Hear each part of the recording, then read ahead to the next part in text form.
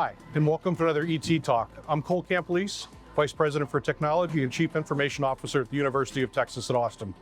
And I know you can tell we're doing something a little bit different today. We're still going to talk about tech. We're still going to talk about IT. I'm joined with two of my colleagues today. One looks remarkably similar to one that we had last week, but I think thematically he's going for a different look. So I have with me today my good friend John Lovelace and Mike Martell. Say hello, guys. Hi, I'm John Lovelace. I'm the AVP of Infrastructure for Enterprise Technology. Good afternoon. I'm Mike Martell. I'm the Executive Director for Infrastructure with Enterprise Technology. Guys, thanks so much for doing this. And I know that this is crazy. We're going to have to include some, like at least one shot of the crew that we have out here. We're down in the Union Underground. Our studio is really just right through those doors there, Mike. Okay.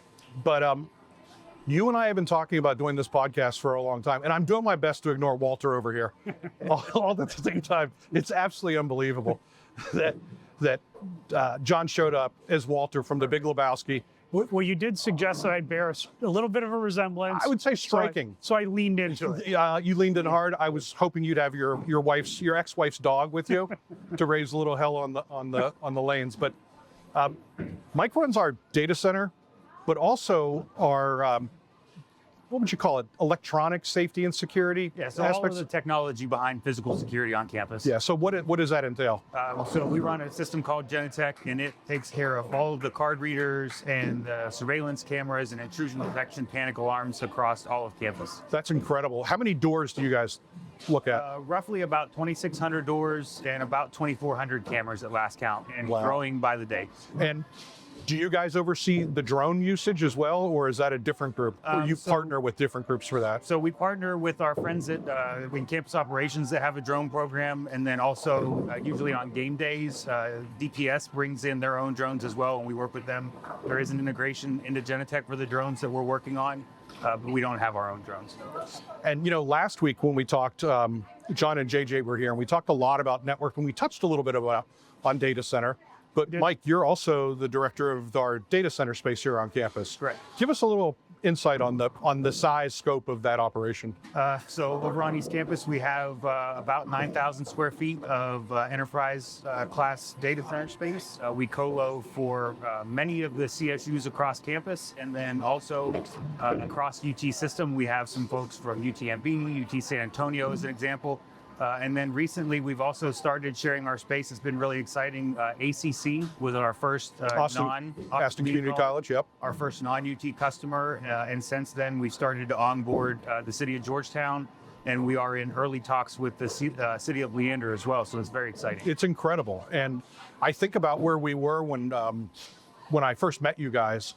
And it's just a world of difference. Not only has our attitude about the data center changed and what an asset it is, well, your attitudes have never changed.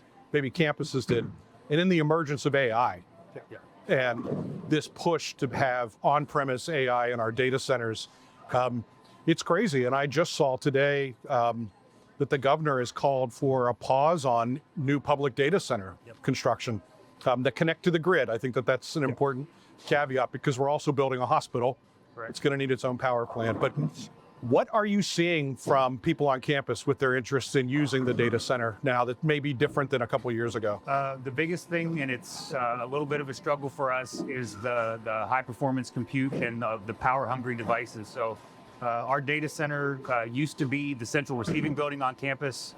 It was stripped down to the studs and rebuilt as a purpose-built data center in a project that they completed when it went live. And of course, back then, I don't think anybody would have thought about the power usage that we're seeing today. Right. Typically, we offer up to about 10 to 12 kW per cabinet. Yeah. And I mean, we're seeing stuff that easily blows that out of the water with some of the AI clusters that they're looking to 30 to 40 kW per cabinet, or even per device per RU. Yeah, it's insane. So, we're looking at ways. We have a feasibility study going on. Campus operations is helping us do that with our partners at Stantec that are looking at what power we can offer at our current data center to maybe bridge the gap while we look for long-term solutions. Well, I don't want to take too much more of your time, because we have something we gotta settle. We do. I would be remiss, and we've talked about security and the data center. But we do have some other folks within this organization that are much needed to make all that run. So our cabling and construction group falls within that. All of the infrastructure on campus that makes enterprise technology tick, that group is part of us. We have our own IT warehouse that all of the parts and pieces come and go out of. And then our facilities design group that's out in the field liaisoning with planning, design, and construction to make sure that our standards are met on all of the remodels and all of the new builds, so that we're not left picking up the pieces on something that's out of spec after a new building. So we have a lot more teams working behind the scene than just those folks. Oh, absolutely. And we actually talked about last week, one of the things that I've been most impressed with is just how integrated your and John's team are with our chief operating officer's portfolio and campus facilities, operations and planning. It's a godsend, because if you all have ever been to Austin, you will see that there's nothing but cranes in the sky right now. So, all right, I want to get down to this, because this guy is a bowler. I am. And I've been watching your progress. What night is your league night? Tuesday nights. Tuesday nights, I usually get a text message with his combined 3 scores, and they have become more and more stunning. And he keeps talking about getting me out to bowl, and I keep saying, no, I'd kick your ass. You're just not good enough for me. All the while being terrified to step on a lane with you. But today we're going to do it. John and I were going to team up and compete head-to-head with you to see if we could out-bowl you together. Yeah. But it's just mano-a-mano. John hurt his back. All right. He's here as Walter. He's going to officiate. Don't you dare go over the line, man. We're marking that shit 0 today. This is league play. This is league play. Yep. So, Mike, why don't you kick us off? Let's see if you can actually get something going here. I'm interested to see how you make this happen. Oh wait. You got to show that. You got to show that off. Turn around and show what you're doing. This is serious business here. Yeah. I brought my own bag. I didn't even have a magnet in it. Oh.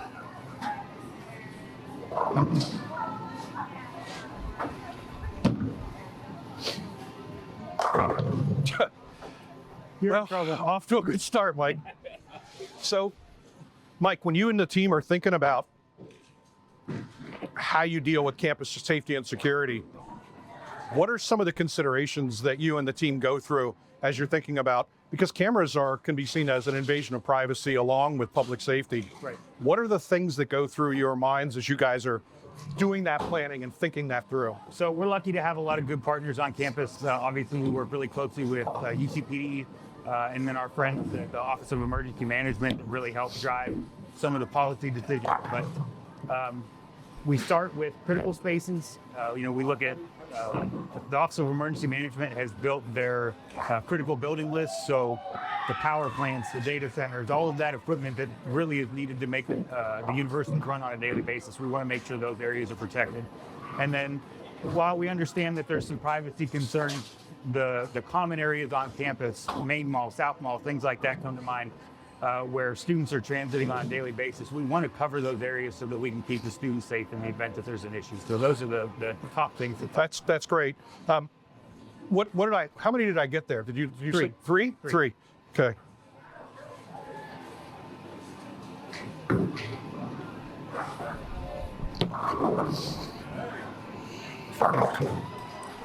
Look at that. Slow start. Slow start. You'll get there. Thank you, John. So, guys, tell me a little bit about you. How long have you been at the university? So I just hit my 8-year mark back in April. And this is another thing people don't realize is that, like, you're part of the Pennsylvania Mafia. I am. We had Brent Stringfellow on the show. Yep. He grew up about 20 minutes from me. You were born and lived about 15 miles from where I lived for 16, 17 years. I did. Grew up in a little town called Phillipsburg, about a half hour outside of State College. So I was raised as a Nittany Lion. Still have season tickets and go back when I can. All of my teams support football game days here on campus. So, I'm on campus working all of the UT home games. But when they don't overlap each other, I try to get home for a handful of Penn State games every year. That's cool.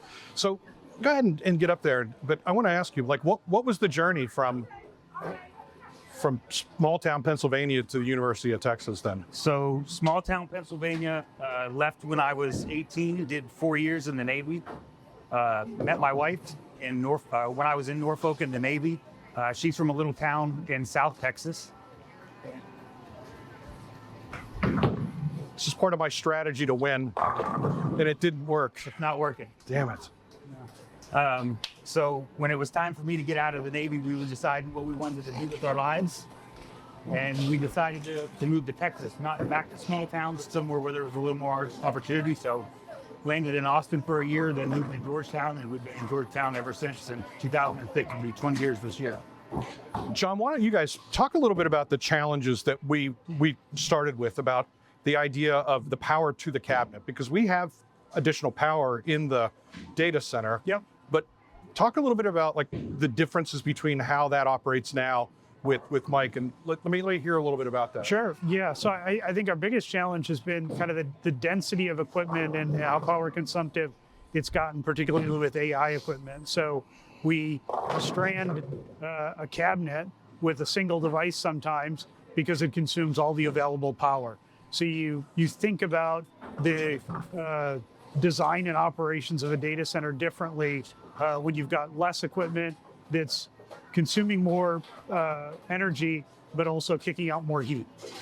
Yeah. Yeah, our cabinets, we can hold roughly 35 RU per cabinet rack units after we reserve some of the top space for patch panels and network gear and those types of things. But what we offer to the customer is about 35 rack units worth of space. But we run out of power to a cabinet far before we run out of that physical space. Right, and that's our new challenge, Correct. right? Like in my old days, it was the opposite. You run out of power, but now we have power sitting there, but each device takes so much power that we end up wasting all of our space. Yep. It's just like the whole world is upside down right now. It's really, really hard to wrap our heads around.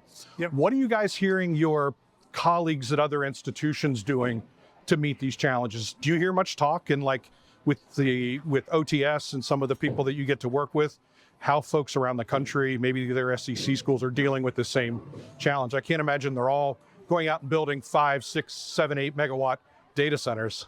Yeah, no, I think it's a variety of things. You've got folks that are utilizing a mixture of on-prem and cloud-hosted capabilities. You've got some folks building incremental capacity. We've had a number of folks within the UT system and the broader community considering taking advantage of capacity that we've got in our data center. So a mix of all of the above. You've got a lot of other folks then talking about cooling.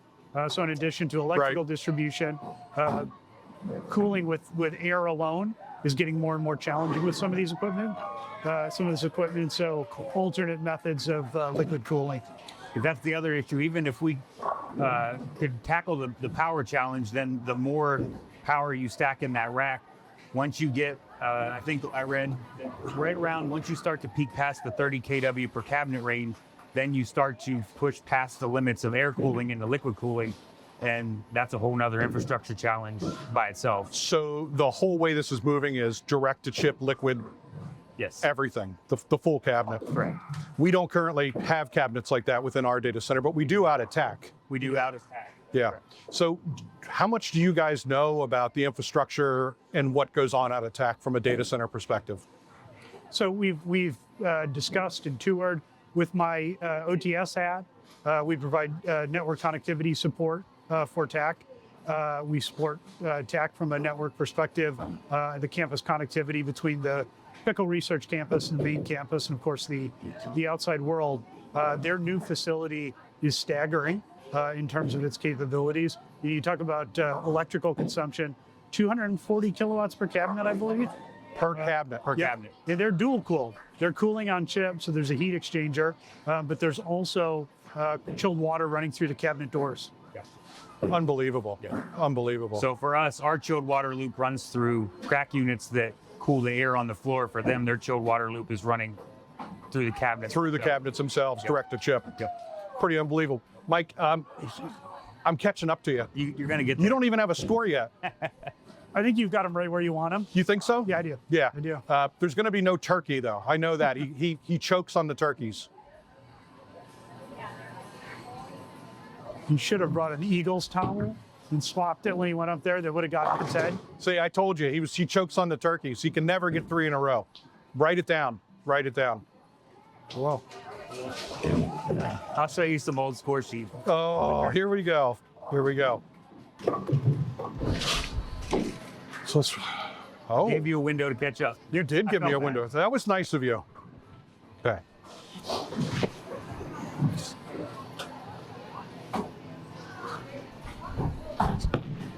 Sure did.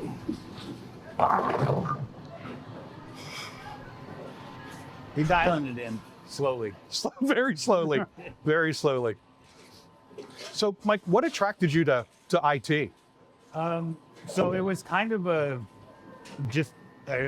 gradual transition. So when I got hired here at UT, I started out as the senior manager just over the security technology group.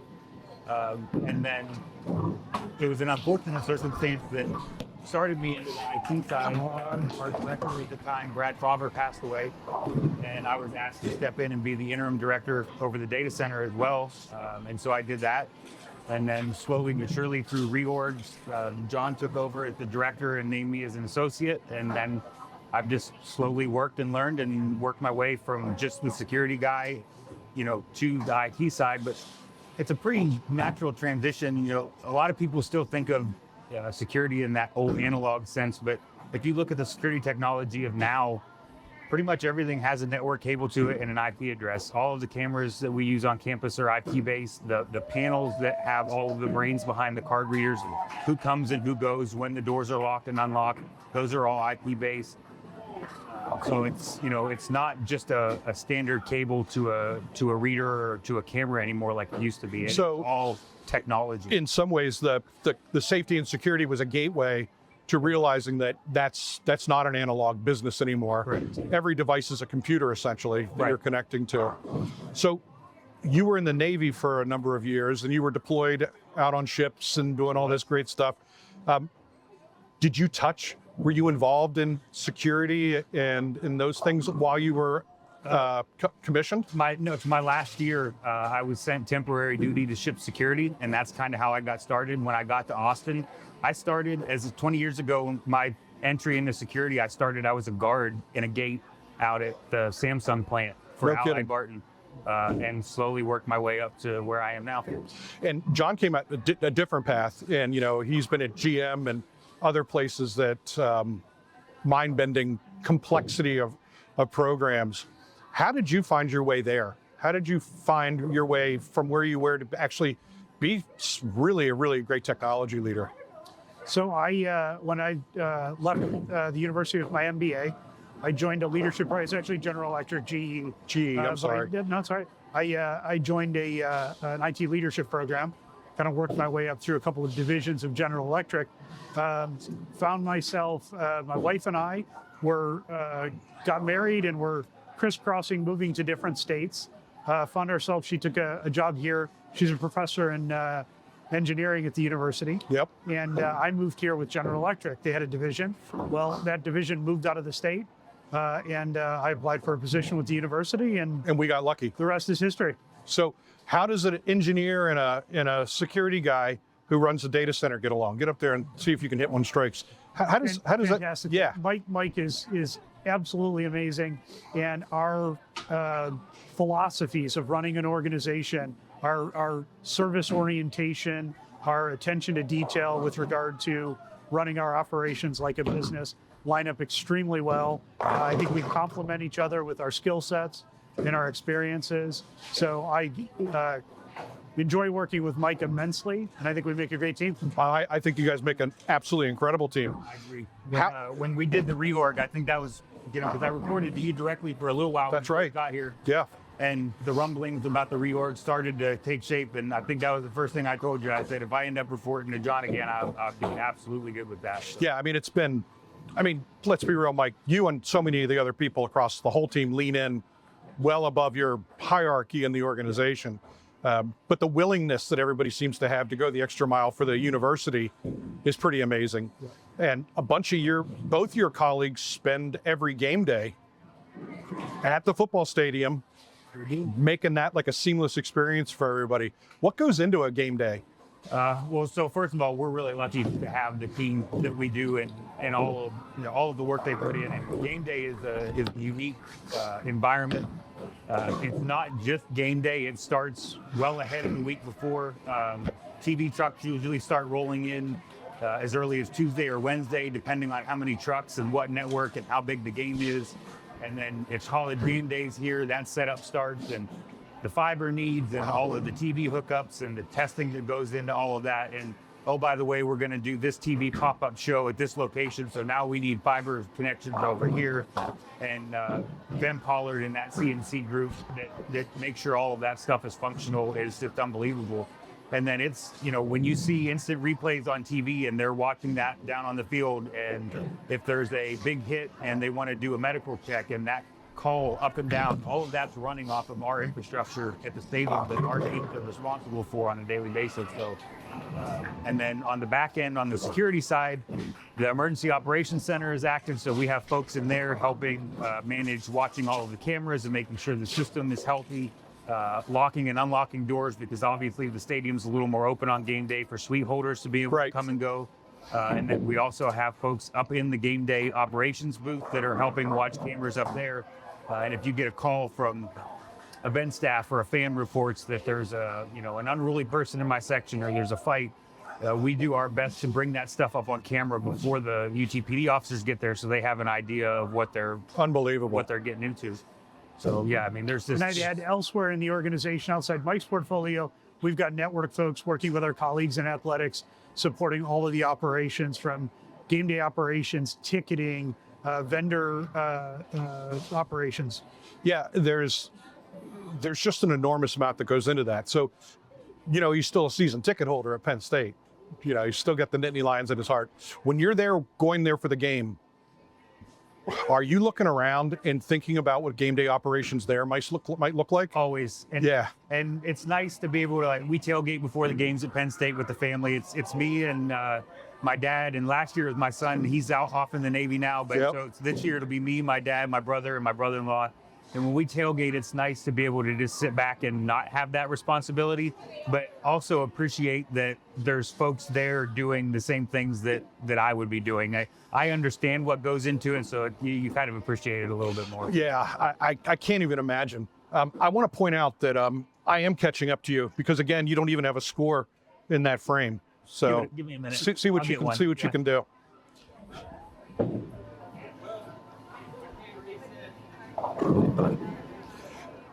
John, I think I have them right where I want them. I think you do. You told me beforehand you were going to let him get a little ahead. Get a little ahead. Get a little complacent. Feel good about himself. Feel good about himself. Yep. Yeah. I think we're going to have to. Use some CGI maybe to repair the. He doesn't need to hear that though. How much are you going to edit out of this? The team doesn't. Everything's going to be real.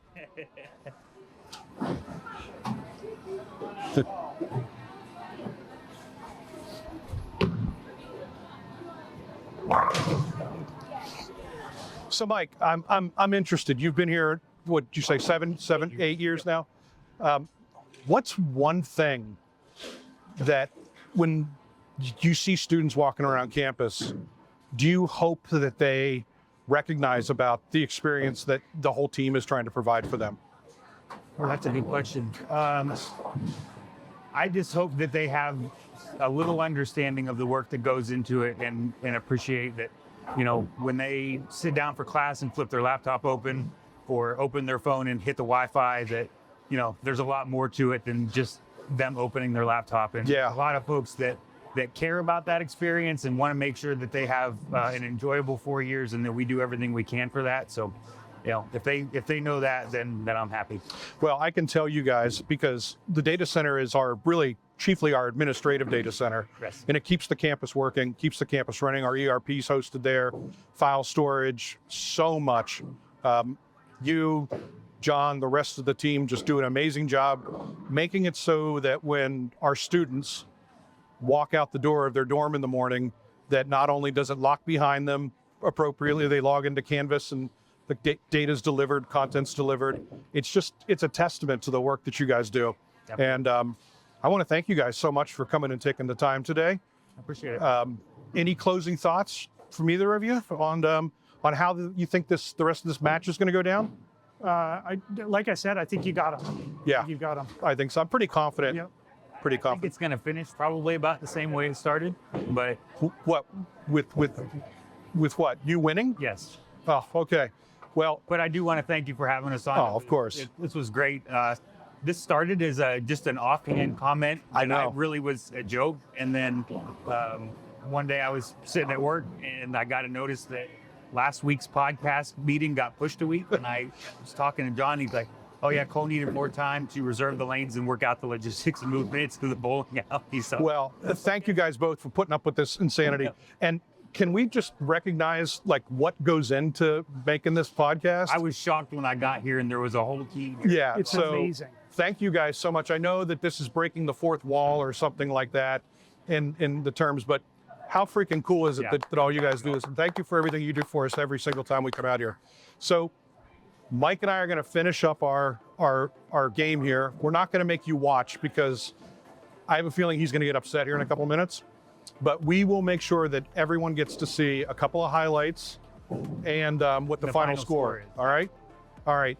So thank you all so much for tuning into another ET Talk. I want to thank my friends John and Mike, the whole ET Talk production crew, the Union Underground for all of this stuff. It was great. So thank you, everybody. We'll see Thanks, you Cole. soon and hook 'em.